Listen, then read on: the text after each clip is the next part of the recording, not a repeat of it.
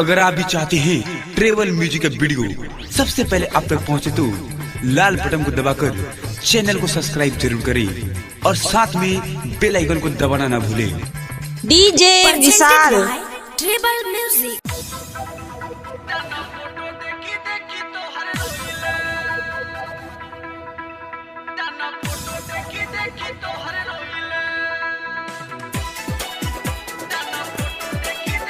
DJ विशाल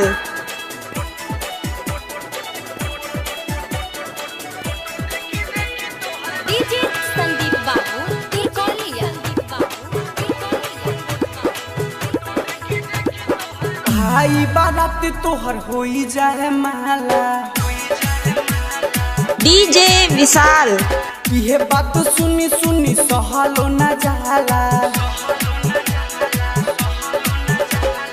आई बारात तोहर होई जाए माला।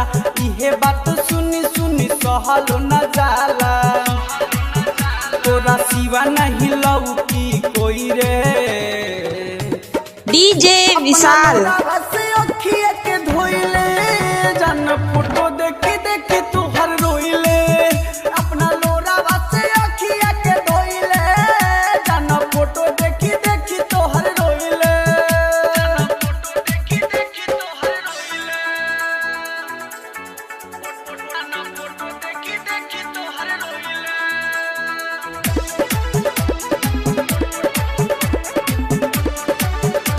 डीजे विशाल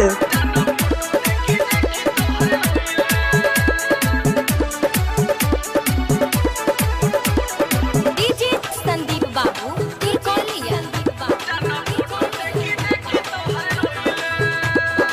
आवेला याद तोहर पीही सिगरेट रे। दिलवा पया पाना चलाइले बुलेट रे। डीजे विशाल आवेला याद तोहर पीही सिगरेट रे। दिलवा पया पाना चलाइले बुलेट रे। हमारा के छोड़ी दोसरा के हाथ धइलू। सोचले ना जही जानो हम के भूलइबू। दिन रात नहीं हम हूँ तो सोइले। डीजे विशाल अपना लोलावा से अखिया के धोइले। दिन रात नहीं जानो हम सोइले।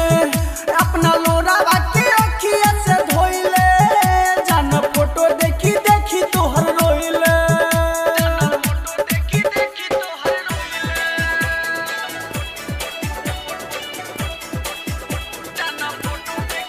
डीजे विशाल डीजे संदीप बाबू तिरकोलिया। राइटर सोन तो छोड़ा दिले सहल। पप्पू पर मी तो खाई ले जहर। ए जा भुला गेलू का। राइटर सोन तो छोड़ा दिले सहल। डीजे विशाल मी तो खाई ले जहर। विकास पराकाश के बनैलू भिखारी। अरविंद राधे श्याम के धइले बा बीमारी। एसपी राजावा के कैसे भुलाई रे। अपना लोडावा के अखिया से धोइले जान फोटो डीजे विशाल रोइले।